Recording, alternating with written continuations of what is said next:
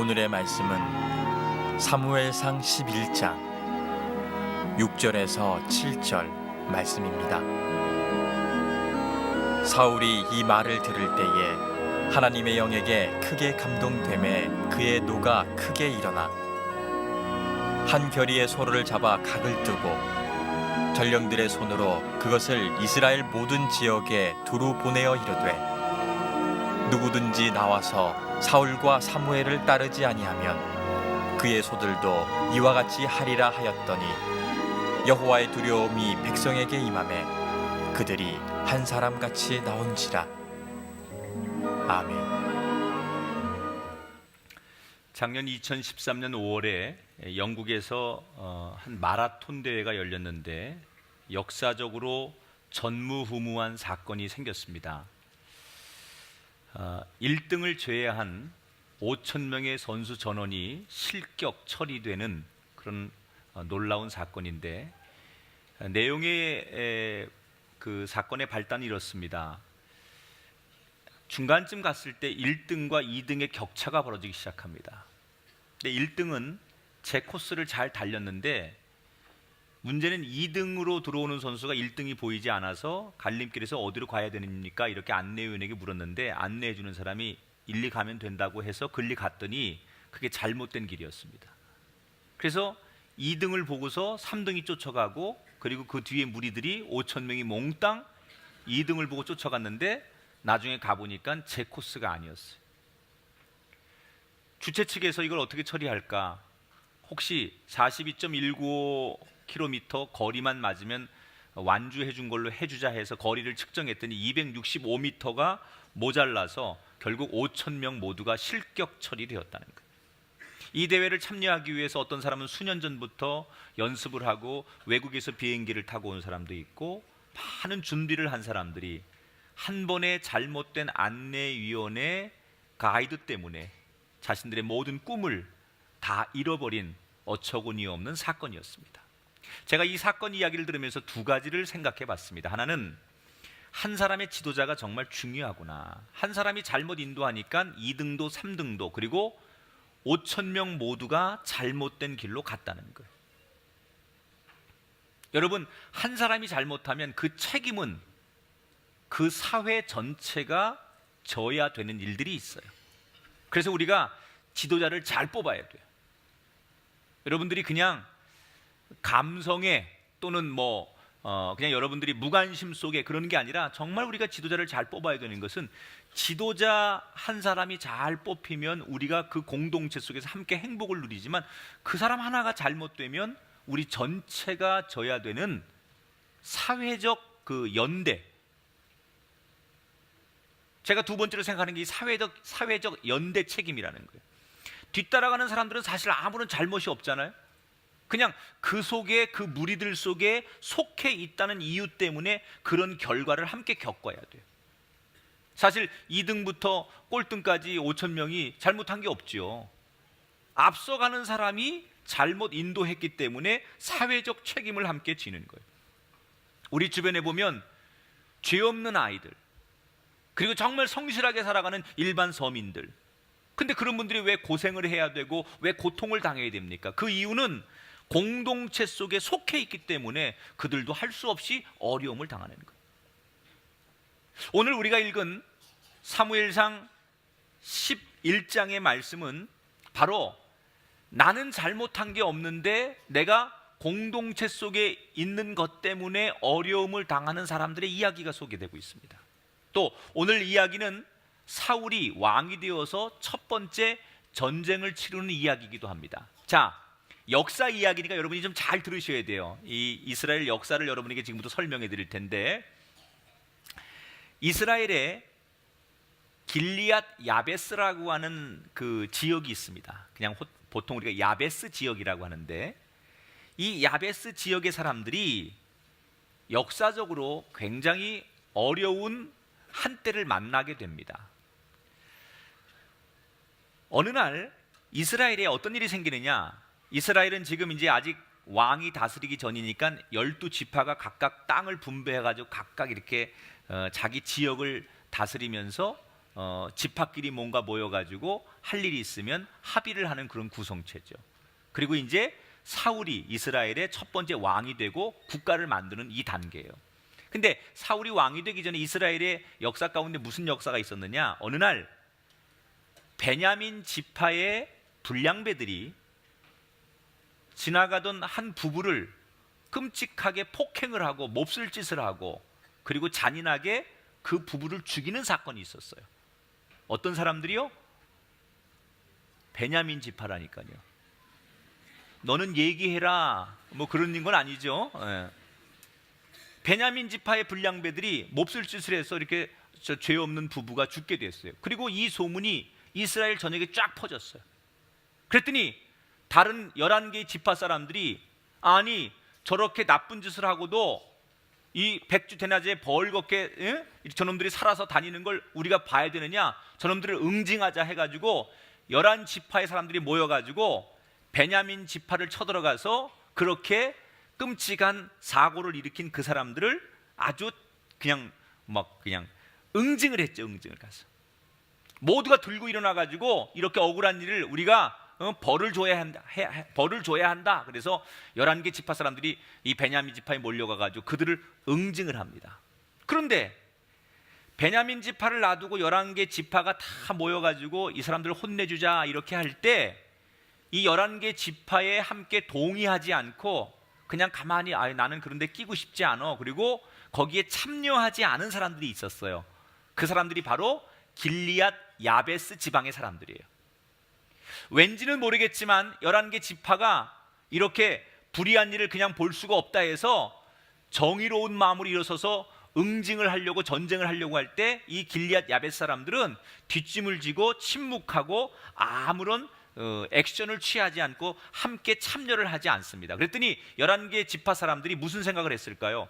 이 사람들도 베냐민 지파와 똑같은 사람들이다. 이렇게 우리가 좋은 일 하는데 함께 참여하지 않은 거 보니까 이 사람들도 베냐민 사람들과 같은 생각을 하나보다 해가지고 이 11개 지파 사람들이 베냐민 사람들만이 아니라 길리앗 야베스 지역도 공격을 합니다. 그래서 완전히 쑥대밭이 돼요. 여러분, 야베스 사람들은 억울할 수밖에 없는 거 아닙니까? 정말 원래 나쁜 짓을 한 사람들은 베냐민 사람들인데 그들이 불량배고 그들이 나쁜 짓을 했는데 그들이 벌 받는 것은 마땅하지만 가만히 옆에서 그냥 지켜보고 있다가 자기들이 벌을 받는 것에 대해서 굉장히 억울할 수 있습니다. 아까 제가 얘기한 사회적 연대 책임이죠. 공동체에 함께 참여하지 않았다는 것 때문에 그 당시 11개 지파 사람들이 이 야베스 지역을 그렇게 응징하고 공격을 하는 거예요. 자, 그래서 한번 쑥대밭이 되니까 경제적으로 또는 모든 사회 기반이 다 망가졌습니다. 그렇게 어렵게 살아가고 있는데 엎친 데 덮친 격으로 이 야베스 지역의 옆에 암몬이라고 하는 큰 나라가 있습니다. 근데 이 암몬의 나하스라는 왕이 이렇게 보니까 자기네 바로 옆 동네에 저 야베스라는 동네가 지금 힘도 없고 전쟁할 능력도 없고 완전히 사회적 기반을 다 잃어버렸어요. 그래서 이때쯤 우리가 저놈들을 치자 해가지고 전쟁을 일으킵니다. 야베스는 지금 11개 지파에게 공격을 당해가지고 싸울 이미 능력이 없습니다. 군사시설도 없고 저항할 힘도 없습니다. 그런데 전쟁까지 또 난다고 생각해 보십시오. 그러니까 이 야베스 지방 사람들이 암몬 왕에게 뭐라고 하느냐, 전쟁을 하기도 전에 두 손을 들고 항복을 합니다. 우리는 전쟁을 원하지 않습니다. 왕이 원하시는 거 있으면 다 소원을 들어드릴 테니까 제발 전쟁만 하지 마십시오. 우리는 싸울 능력도 없고 싸울 마음도 없습니다. 조공을 바치라면 조공을 바칠 것이고 세금을 바치라면 세금을 바칠 테니 제발 전쟁만은 말아 주십시오 라고 항복을 합니다. 그런데 이 암몬의 왕이 항복하는 야베스 사람들을 보면서 그래 그럼 받아주지 이러면 되는데 조건을 걸었어요. 무슨 조건을 거느냐, 너희들이 선택할 수 있는 방법은 두 가지다. 모두가 다 죽든지 아니면 살고 싶으면 남자들은, 성인 남자들은 모두 오른쪽 눈을 빼서 우리에게 바치면 너희들 목숨만은, 그리고 가족들의 목숨만은 살려주겠다. 야베스 사람들이 도저히 받아들일 수 없는 요구를 암몬이 잔인하게 합니다. 자, 선택의 방법이 없습니다. 전쟁을 해서 무참하게 죽든지 아니면 적들이 원하는 대로 눈을 빼서 남자들이 눈을 바치고 가족들을 살리든지. 이 당시 고대 전쟁에서는 전쟁을 하고 나면 적군 포로들의 오른쪽 눈을 빼는 관습이 있었어요. 왜냐하면 두 가지 이유입니다. 하나는 눈을 뽑았다는 얘기는 전투력을 상실한다는 얘기예요. 한쪽 눈만 가지고 전쟁할 수 없으니까 다시는 너희가 우리와 전쟁할 수 없게 만들겠다. 그래서 전투력을 상실하게 만든다는 이유 때문에 오른쪽 눈을 빼버리는 경우가 있습니다. 그러니까 그걸 요구하는 거예요. 한쪽 눈을 남겨둔 이유는 끌고 가서 노예처럼 평생을 부리겠다. 그래서 한쪽 눈은 뽑지 않고 두는 거예요. 그래서 눈을 뽑아서 갖다 바치면 너희들을 살려주겠다라고 말합니다. 방법이 없습니다. 도망갈 것도 없고 싸울 능력도 없습니다. 이때 이 야베스의 장로들이 아이디어를 냅니다. 일단 우리가 암몬 왕에게 생각할 시간을 좀 달라고 하자. 그리고 그 사이에 우리는 하나님의 종, 하나님이 세우신 사울 왕에게 찾아가서 같은 이스라엘 민족이니까 우리를 도와달라고 하자라고 도움을 요청하기로 합니다. 그래서 암몬 왕에게 가서 야베스 사람들이 우리가 7일 동안, 일주일 동안 생각할 좀 시간을 주십시오. 그리고 시간을 봅니다. 암몬 왕이 그래, 일주일 뒤에는 너희들이 결정을 해야 한다. 시간을 줍니다. 자, 7일간이라는 시간이 이 지파의 운명의 시간입니다. 만약에 7일 동안 어떤 도와줄 사람이 나타나거나 이 문제를 해결해 줄 사람이 나타나지 않는 한 이 야베스 사람들은 꼼짝없이 비참한 그런 운명이 되고 마는 상황입니다. 사울을 찾아가야 되는데 지금 사울이 있는 곳은 기브아라고 하는 곳에 야베스와 기브아는 지금으로 따지면 한 70km 정도의 거리가 됩니다. 그 70km를 가서 사울왕을 만나서 사울왕이 군사를 모아가지고 와서 자기들 대신 암몬과 싸워줘서 자기를 지키지 않는 한 방법이 없는 거예요. 근데 여기에는 잘 된다는 장담이 없습니다. 우선 첫 번째는 7일이라는 시간이 너무나 짧은 시간이에요. 7일 동안 가서 설득해서 군사를 끌고 와가지고 그 군인들이 우리를 대신해서 싸워준다는 것은 시간적으로 너무나 부족하다는 얘기예요. 두 번째, 사울이 지금 왕이 되기는 했지만 왕이 된 지 얼마 안 되기 때문에 아직 국가, 정부의 조직을 제대로 다 준비할 수 있는 시간이 없었어요. 그리고 아직도 사울이 왕이 된 것에 대해서 동의하지 않고 반대하는 사람들이 곳곳에 다른 지파에게 많이 있었어요. 이스라엘은 12지파로 그동안 운영되던 나라이기 때문에 각각의 지파에서 힘겨루기를 하고 왕을 인정하지 않으려고 하는 분위기들이 있었기 때문에 사울은 왕이 되었지만 왕으로서의 리더십이 아직 세워지지 않았을 때예요. 그러니 사울 왕이 군사를 어디서 동원하겠습니까? 12지파에서 조금씩 군사를 동원해야 되는데 동의를 해주지 않으니까 사울 왕은 전쟁할 능력이 없었다는 거예요. 또 하나 결정적인 문제가 있습니다. 지금 아까 제가 이 야베스 사람들이 누구 때문에 이렇게 어려움을 당하기 시작했다고 그랬죠? 이 베냐민 사람들이 저지른 죄 때문에 가만히 있다가 지금 그냥 피해를 당한 거 아닙니까? 야베스 사람들이. 그런데 사울이 어디 출신이냐면 베냐민 출신이에요. 그러니까 베냐민 사람들하고 야베스 사람들은 굉장히 사이가 안 좋은 사람들인데 원래 아주 정말 그 악연인 사람들인데 그 악연의 관계한테 찾아가서 도움을 청한다고 해서 사울이 야베스를 위해서 일을 해주겠느냐, 이런 여러 가지 안 될 수밖에 없는 문제들이 너무나 많이 있었다는 거예요. 그런데 여러분, 안 될 것 같은 이 일에 기적이 일어납니다. 사울이 야베스를 도와주기로 결심합니다. 왜 사울이 안 될 수밖에 없는 그 많은 조건 속에서 어떤 이유 때문에 야베스 사람들을 도와주려고 하느냐? 그 첫 번째 이유가 눈물 때문이에요. 따라합시다. 눈물이 불가능을 가능하게 합니다. 여러분, 울어주는 곳에 해결 방법이 있고 울어주는 곳에 답이 있는 거예요. 오늘 성경을 볼게요. 4절에 보면 이런 말이 있습니다. 전령들이 사울이 사는 기브아에 이르러 이 말을 백성에게 전하며 모든 백성이 소리를 높여서 울더니 그랬어요. 백성들이 사울 왕 앞에 가서 통곡하면서 우니까 그 눈물에 사울 왕이 마음이 흔들렸어요. 안 될 수밖에 없는 조건, 도와줄 수 없는 조건들이 너무 많았지만 그 불쌍한 사람들이 와서 눈물로 호소하고 눈물을 흘리니까 사울의 마음이 움직이기 시작했다는 거예요.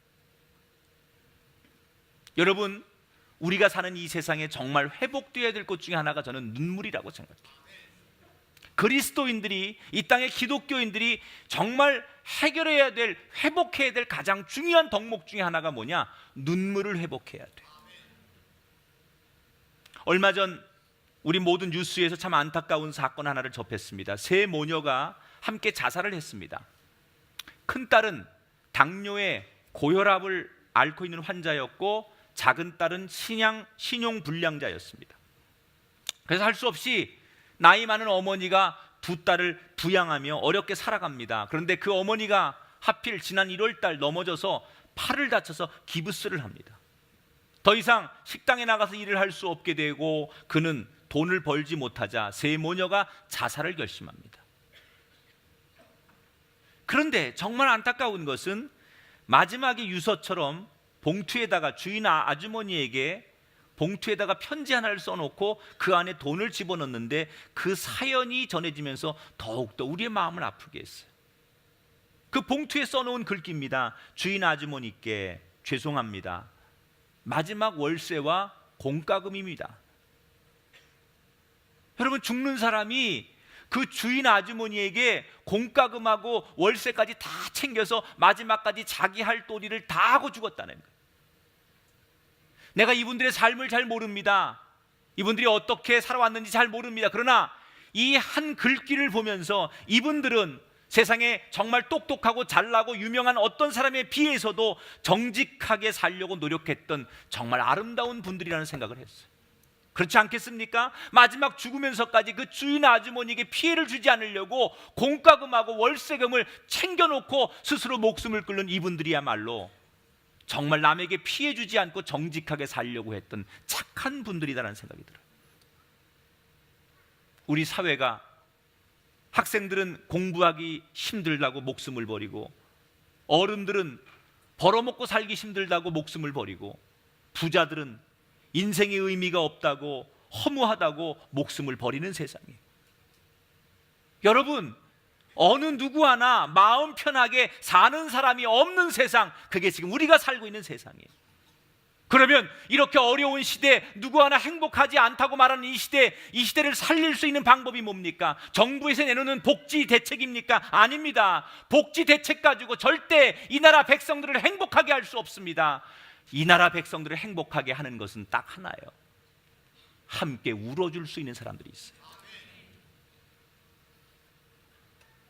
아파하는 사람들에게, 고통스러운 사람에게 함께 울어줄 수 있는 그런 사람들이 옆에 존재할 때 세상은 위로도 되고 행복도 얻을 수 있는 거예요. 우리가 사는 이 세상은 경제적으로는 풍요로워졌지만 얼마나 정서적으로 메말랐는지 슬픈 일을 보고도 안타까운 소식을 듣고도 함께 울어주지 않는 세상이 되었어요. 여러분, 우리가 몇십 년 전만 해도 한국교회는 새벽마다 어머니들이 자식들을 위해서 그 차가운 마룻바닥에서 자식들의 이름을 불러가며 하나님 앞에 눈물로 기도하던 교회였어요. 내가 예수 믿고 구원받은 것에 대해서 감격해서 울던 사람들이 넘쳐나는 곳이 한국교회였어요. 말씀을 들으며 그 말씀이 내 가슴을 치고 나를 회개케 하고 내게 새 힘을 주기 때문에 설교 말씀을 들을 때마다 눈물을 적시고 손수건으로 눈물을 닦아가면서 은혜 받던 그 교회가 한국교회였어요. 찬송을 부를 때마다 눈물 없이 부를 수 없었던 게 한국교회였어요. 그런데 요즘 교회는 울음이 없습니다. 웃음은 있을지언정 회개하는 울음, 은혜 받아서 감격하는 눈물이 사라진 지 오래가 되었습니다.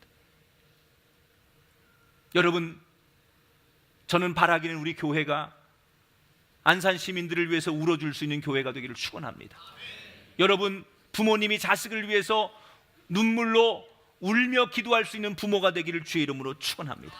억울해서 흘리는 민초들의 눈물을 닦아주는 그런 교회와 그런 성도가 되기를 주의 이름으로 축원합니다.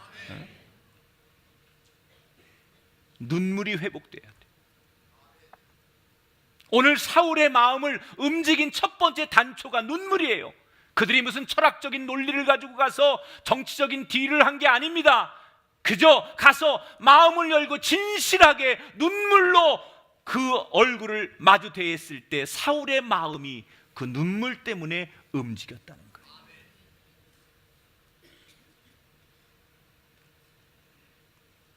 야벳 사람들이 와서 펑펑 우니까 사울이 자초지종을 묻습니다. 6절에 보니까 야벳 사람의 말을 전하니라. 사울이 이 말을 들을 때 하나님의 영에게 크게 감동되며 그의 노가 크게 일어나. 야벳 사람들이 자기들이 당한 이야기를 쭉 들려주니까 사울이 그 얘기를 듣고 마음속에 하나님의 영이 임하는 순간 마음속에 분노가 일어났다 그랬어요. 분노가. 여러분, 성경은 분명히 노하지 말아라, 성내지 말아라, 분노하지 말아라 이렇게 얘기하는데 왜 사울은 하나님의 영이 임했는데 분노가 일어났다고 했을까? 여기 성경에서 말하는 분노는 우리가 말하는 세상의 분노하고는 달라요. 한번 따라합시다. 거룩한 분노. 여러분, 세상에 나가면 요즘 한과 분노 없이 사는 사람이 없어요. 제가 식당에 가서 이렇게 밥을 먹으면서 옆에 사람들 얘기 들어보면요, 온통 온 국민들의 마음이 다 분노 덩어리. 서울역 대합실에 가서 앉아 있어 보십시오. 지나가는 사람들이 얼굴이 전부 분노, 분노, 분노. 원한과 분노 없이 사는 사람이 없어요. 길거리 나가보면 운전하는 사람들 보면 전부 마음속에 분노를 가지고 가는 사람들. 이 성경에서 말하는 분노는 술 한잔 먹고 욕하는 세상 분노와 다른 분노예요. 이 분노는 뭐냐? 예수님께서 한 번은 예루살렘 성전에 올라가셨는데 그 성전 안에서, 성전은 예배드리고 찬송하고 하나님 말씀이 들려야 되는데 그 성전에 장사하는 사람들하고 동물들이 가득한 거예요. 동물의 울음소리와 장사하는 그 호객꾼들의 그 소리 등이 가득한 그 모습을 보면서 예수님께서 그 순간 분노하셨죠. 이걸 거룩한 분노라고 하는 거예요. 그래서 예수님께서 채찍을 만들어서 그들을 향해서 내려치면서 그 상을 뒤엎고 그 성전에서 장사하고 호객하는 사람들을 다 내쫓아 버리셨어요. 거기서 장사하는 사람들은 그게 성전에서 늘 해오던 관습이니까 그렇게 해도 되는 줄 알고 당연한 줄 알고 하고 있는데 예수님만 혼자 화를 내고 있어요. 왜? 예수님은 무엇이 잘못됐는지를 알고 계시기 때문에, 무엇이 옳은 길인지를 예수님은 알고 계시기 때문에 분노할 수 있었던 거예요. 정말로 슬퍼해야 될 일에 슬퍼할 줄 모르고, 정말로 분노해야 될 일에 분노할 줄 모르고, 정말로 기뻐해야 될 일에 기뻐할 줄 모르는 것, 그것 때문에 예수님께서는 분노하신 거예요. 여러분, 난 여러분에게 때때로 하나님의 영이 여러분 마음속에 거룩한 열정과 분노를 일으키는 사람이 되기를 주의 이름으로 축원합니다. 하나님의 영이 임하니까 그가 더 이상 이걸 듣고서 눈 뜨고 볼 수 없어서 마음속에 거룩한 분노가 일어났어요. 그러면 이들을 도와야 되는데 이 야베스 불쌍한 사람들 다 지금 눈을 뽑든지 온 가족들이 노예로 끌려가야 될 이 판국에 내가 이스라엘의 왕이라는 사람이 하나님이 세워준 왕이라는 사람이 비록 지파는 다르지만 같은 한 민족인데 내가 도와주지 않는 거에 대한 책임감을 느낀 사울이 돕기는 도와야 되겠는데 방법이 없고 힘이 없는 거예요. 누가 나를 왕으로 인정을 해주고 내가 군사를 동원할 능력이 있어야죠. 그때 사울에게 지혜가 생깁니다. 하나님의 영이 임하니까 지혜가 생기는 거예요. 여러분, 세상에서 공부하고 누구한테 배워서 얻는 것도 지혜입니다. 그러나 하나님의 영이 임해서 깨닫게 하고 생각나게 하는 지혜와는 다른 지혜예요. 나는 그리스도인이 이런 지혜로 세상을 살아갈 수 있길 축원합니다. 배워서만 하는 지혜, 우리가 지식으로 얻는 지혜만이 아니라 하나님이 어느 순간에 깨닫게 하시고 떠오르게 하시는 영이 충만한 지혜가 우리에게 있어야 돼요. 사울은 바로 그 지혜가 떠올랐던 거예요. 갑자기 어떻게 해야 도와줄 수 있을까 생각을 하고 군인들을 모아야 되는데 방법이 없으니까 그가 하나님의 영으로 지혜가 하나 떠오르는데 소 2마리를 잡아요. 그래서 12조각을 내요. 잡은 소를 다 다리 자르고 뭐 몸통 잘라가지고 12조각을 내가지고 12지파에게 보내는 거예요. 그러면서 뭐라고 거기다 편지를 써서 보내느냐? 누구든지 나를 따르지 않는 자는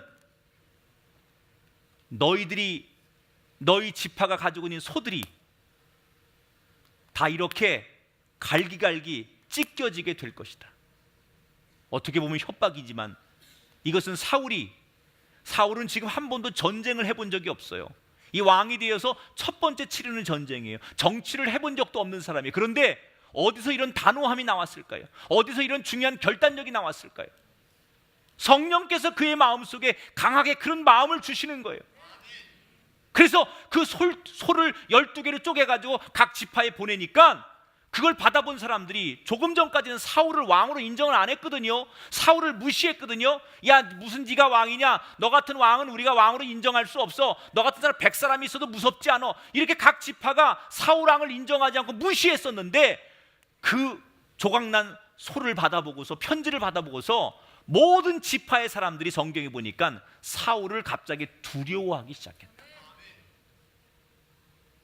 여러분 보세요. 이게 사람의 힘으로 되는 게 아니에요. 하나님의 영이 그들의 마음속에 두려움을 심어준 거예요. 이미 적들의 마음속에 사울이 설득해야 될 사람들 마음속에 두려움을 심어주니까 그들 모두가 사울의 말 한마디에 두려움을 갖고 사울을 따르기 시작했다는 거예요. 군사를 모읍니다. 각 지파에서 군사들을 보내옵니다. 그래서 사울이 군사를 조직했어요. 그런데 시간이 없어요. 이제 내일이면 약속한 날짜가 다 됐습니다. 그래서 사울이 야베스의 장로들을 불러가지고 암몬 왕을 만나라. 그리고 내일 이맘때쯤 우리가 와서 눈을 뽑겠습니다. 왕이 소원하는 대로 우리가 눈을 뽑고 노예가 되겠습니다라고 말을 해라. 그래서 안심을 시켜라. 이렇게 작전을 짜고 야베스의 장로들이 가서 암몬 왕에게 우리가 시키는 대로 내일 이맘때쯤 와서 눈을 뺄 테니까 기다려 주십시오. 그러니까 이 암몬 왕이 이제 다 됐구나라고 마음을 놓고 그날 밤을 푹 자는데 사울 왕이 깊은 새벽녘에 기습 공격을 해서 암몬 군인들을 다 전멸시키죠. 성경에 보니까 그 군인들이 결국 2명도 남지 않을 만큼 완전한 전쟁의 승리를 거두게 된다는 거예요. 아멘도 참 기분 나쁘게 해요. 할렐루야. 그래서 한 명의 군사도 없던 사울이 갑자기 군사를 조직해서 7일 안에 어떻게 보면 자기와 상관이 없을 수 있고 자기가 도와주지 않아도 될 만한 그 상황에 그 전쟁에 개입해서 사울이 첫 번째 전쟁을 대승을 거두는 역사를 만들어요. 지도자는요 지혜로워야 돼요. 근데 그 지혜가 하나님의 영이 충만할 때 임했다는 거예요.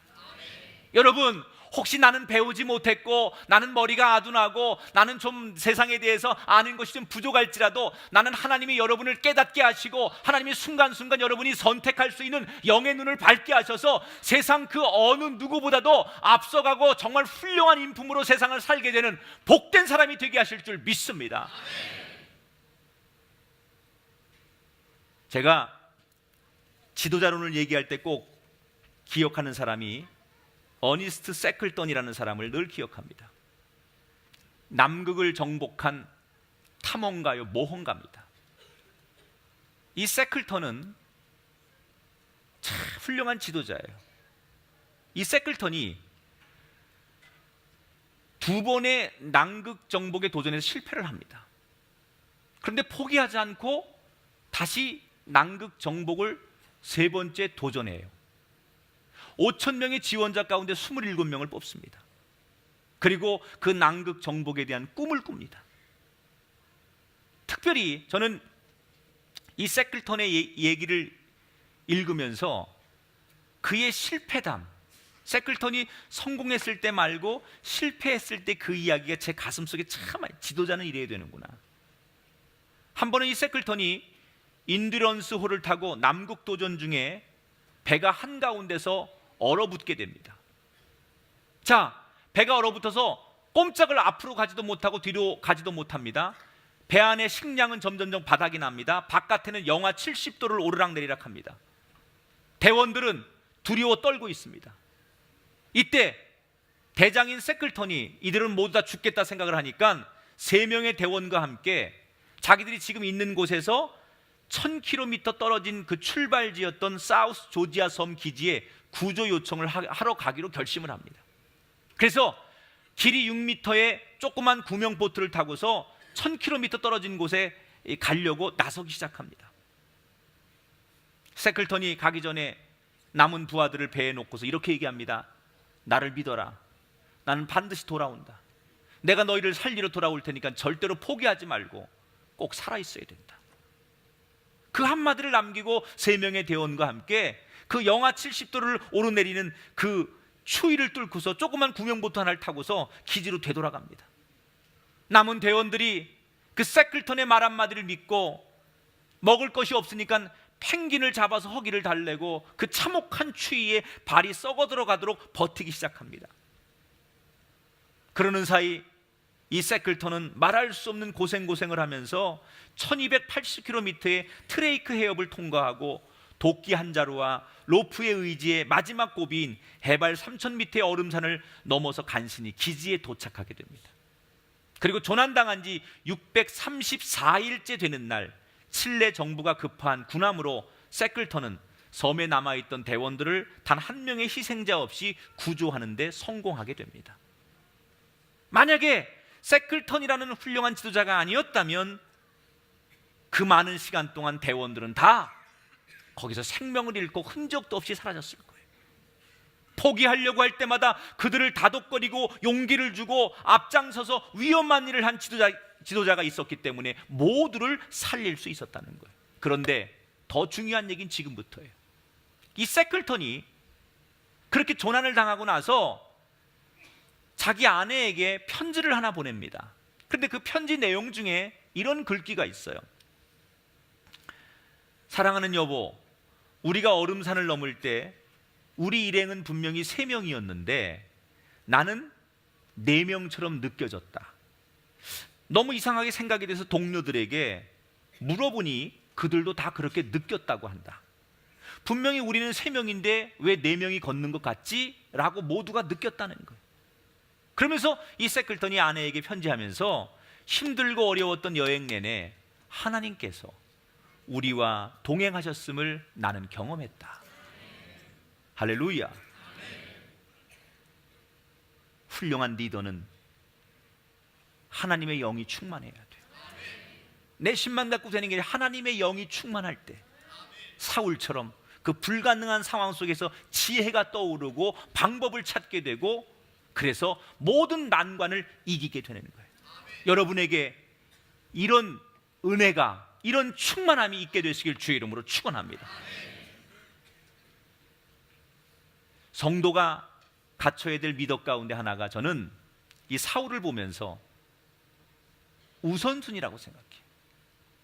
여러분 우리 선교단체 가운데 조이 선교단체라고 들어보시죠? J-O-Y, 조이, 기쁨이란 뜻이에요, 영어로. 근데 이 조이 선교단체가 있어요. 물어봤어요. 왜 조이 선교단체라고 했느냐? 그랬더니 이 조이라는 말을 가지고 자기들이 뜻을 해석하는데 J-O-Y인데 이 J는 Jesus first, 하나님을 제일, 예수님을 제일 첫째로, 그 다음에 O는 others next, 이웃을 두 번째로, Y는 yourself last, 그러니까 하나님, 예수님을 제일 먼저로, 그리고 나서 그 다음에 이웃을, 그리고 나 자신은 언제나 제일 마지막에 둘 때, 그때 우리 인생에 기쁨이 찾아온다. 그렇게 설명을 하더라고요. 자기들은 조이라는 이 말을 가지고 하나님이 언제나 우선이 되고, 그리고 우리가 이웃을 돌보고 나 자신을 마지막에 둘 때 하나님은 우리에게 기쁨을 허락하신다는 거예요. 여러분, 하나님을 믿는 사람에게는 하나님이 제일 먼저가 돼야 돼요. 믿으십니까? 하나님을 믿지 않는 사람들에겐 그 말이 낯선 얘기고 멀리 있는 얘기지만, 적어도 나는 하나님을 믿는 사람이라면 언제나 내 인생에 하나님이 첫 번째가 돼야 돼요. 그런데 우리는 이 원칙을 지키기가 참 어려워요. 항상 내가 먼저이고 싶어 하죠. 하나님보다 내가 더 우선이에요. 내가 좀 편해야 하나님도 잘 믿고, 내가 좀 불편하고 내가 좀 내 뜻대로 안 되면 뭐 하나님도 잘 믿지 않고 하나님도 없는 것처럼 사는 거, 이게 뭔가 완전히 잘못된 거죠. 여러분, 이 사울을 보면 사울은 자기 일에 대해서는 참을 줄 알아요. 그러나 하나님의 일에 대해서, 남의 일에 대해서는 거룩한 분노를 일으키는 사람이었어요. 성경에 보니까 사무엘상 10장 27절에 보면 이런 말이 있어요. 어떤 불량배는 이르되, 이 불량배들이 사울을 인정하지 않는 사람들이에요.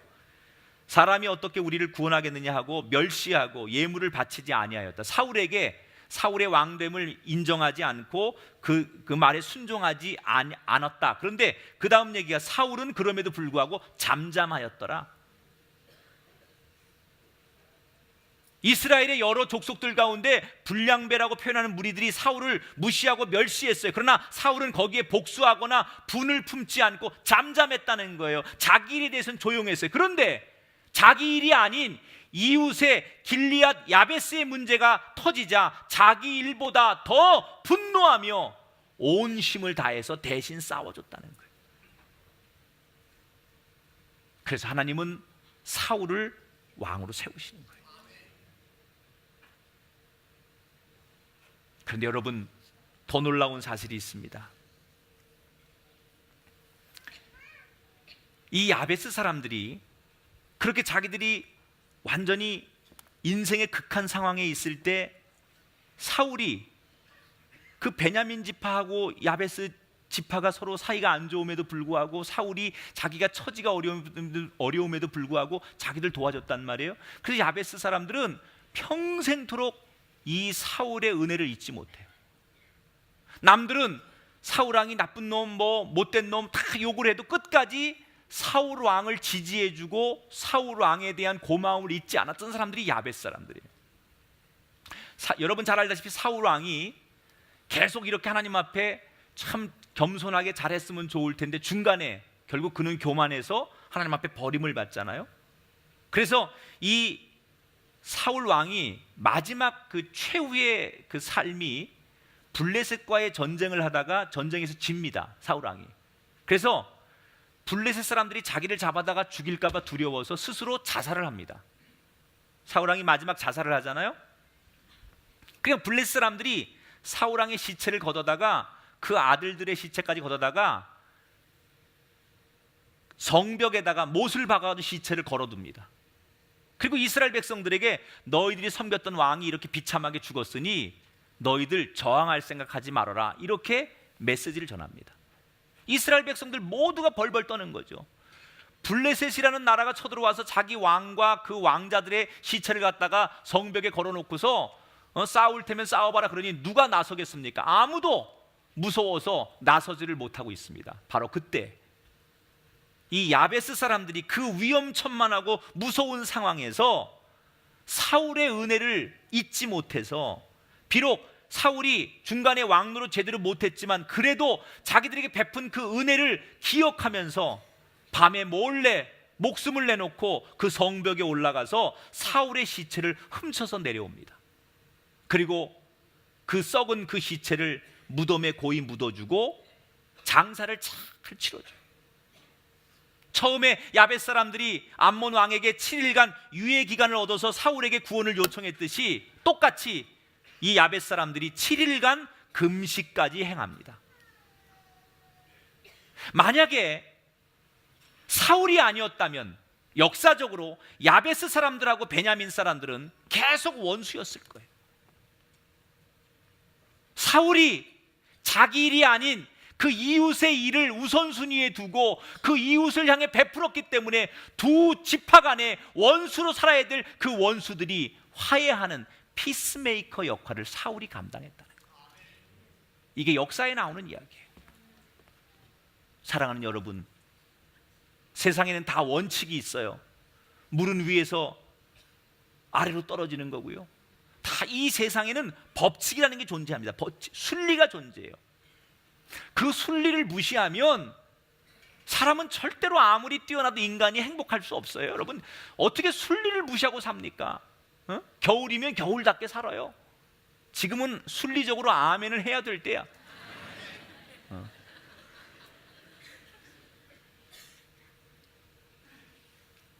소를 억지로 물가로 끌고 갈 수는 있지만 억지로 물을 먹긴 못합니다. 물을 먹게 하려면요, 소를 일을 많이 시켜가지고 지가 목마르게 만들면 알아서 물을 먹게 돼 있어요. 우리가 하나님의 복을 받고 누리는 것도 순리가 있습니다. 내가 노력해서 내가 애써서 부자 되고 내가 어떤 좋은 자리 가서 행복하려고는 안 됩니다.